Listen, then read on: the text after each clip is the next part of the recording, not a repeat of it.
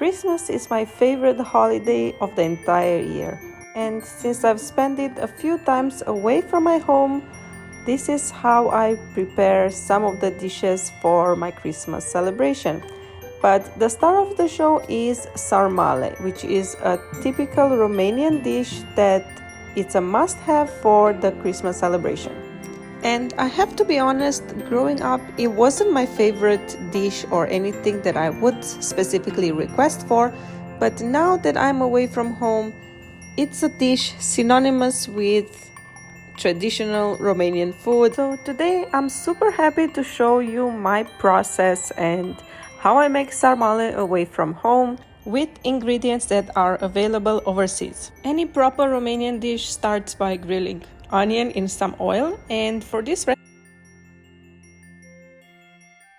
now while the onion is grilling, I forgot to mention that I'm starting with the stuffings.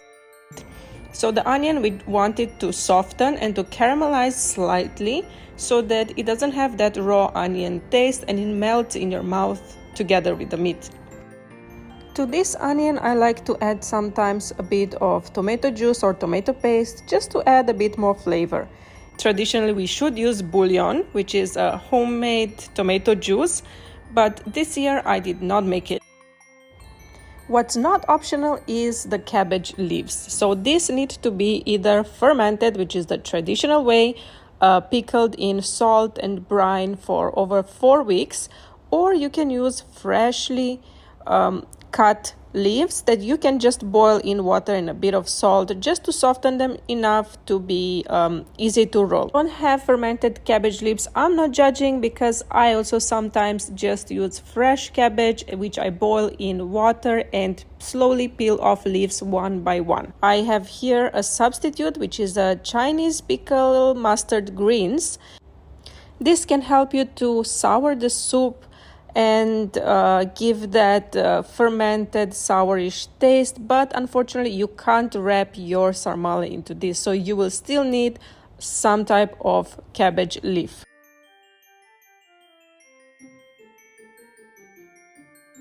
Now let's talk about the filling. Here I have the caramelized onion with a bit of tomato sauce, which I'm going to be mixing with 250 grams of pork. This is minced pork. It's not highly fatty. I would not recommend it to be too fatty because it can get greasy. If you're wondering what ratio I used of onion, I used one white onion, medium size, to 250 grams of pork. I know most people would like to use more onion, like 2 or 3 onions. Onion is a great filler and substitute if you don't want to use so much meat. But I really like my sarmale meaty. I don't like the strong taste of onion. So yeah, I'm making them to my own liking. To this, I'm adding a mix of dry herbs, which are thyme. So next here, I'm adding 1 egg to the mixture. But the role of the egg is to just bind the meat together with the rice and the onion ingredients so that they all form a uniform paste and they will not spill out from your cabbage rolls. I actually think it's a gimmick. I've done this recipe several times without the egg and it just holds up nicely. Here I'm adding some paprika, salt as seasoning. Be careful with your salt. Please take my warning, if there's any single way to ruin this recipe is by adding too much salt to your mixture. You have to keep in mind your soup is going to be quite salty and your cabbage leaves are fermented and salted, so they're going to release a lot more salt than you think initially.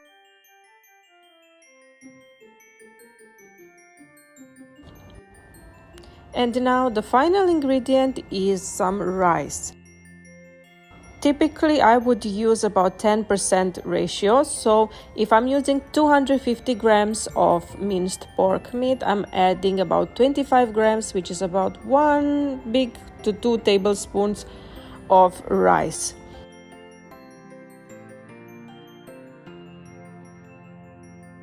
Of course, If you want to make a larger volume, you can add more rice, but just know that rice, it's a filler here. It's not the main ingredient, and I like my sarmale meaty, so that's why I'm using more meat than onion and rice. And here's a close-up look to how my meat filling looks like. And now let's talk about the cabbage. You can slice it up into half, and then to remove the hard bits or the hard core, and then you can start rolling. And since this video was taken during the first time I rolled my sarmale, you can see that I'm not a professional. They kind of look ugly, so I'm adjusting as I'm learning and I'm making more. So your first sarmale are going to be ugly, but don't worry. Everyone goes through a learning curve, and eventually you will see even mine will start looking better and better as this video progresses.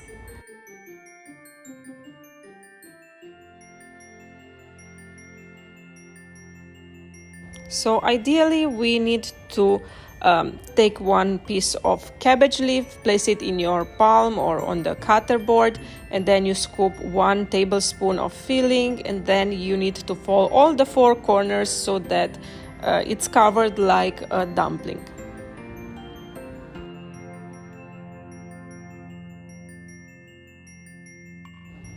And for a tip here is don't pack your meat too tight into the leaves, because they will expand as they're boiling. Remember, you have 10% of rice there, so just fit it more loosely so they don't break as they are cooking.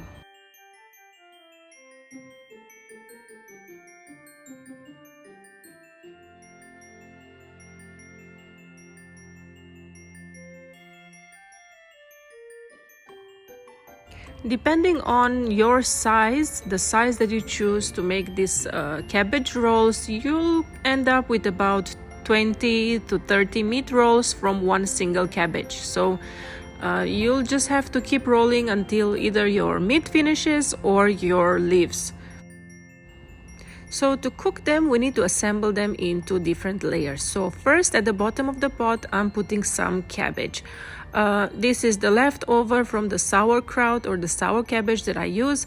You can use bits that have been broken or not so beautiful. So on top of that, we're going to put our first layer of sarmale. Don't pack them too close together because they're going to expand as they're boiling. After the layer of sarmale, we're going to add bay leaves. I'm using 2 bay leaves and some whole peppercorns. Don't worry, this won't make the soup spicy. It will just give it more aromatics.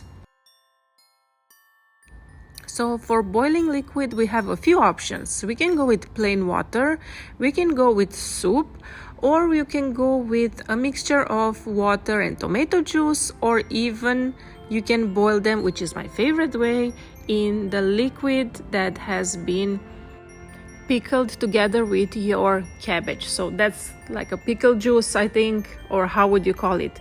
And finally, I like to add about 2 to 3 tablespoons of tomato puree or tomato juice and some thyme leaves, and it's time to start boiling. So here it is after boiling for about 1 hour. I will let it cook for about 2 hours usually, and then keep it in the fridge and serve the next day.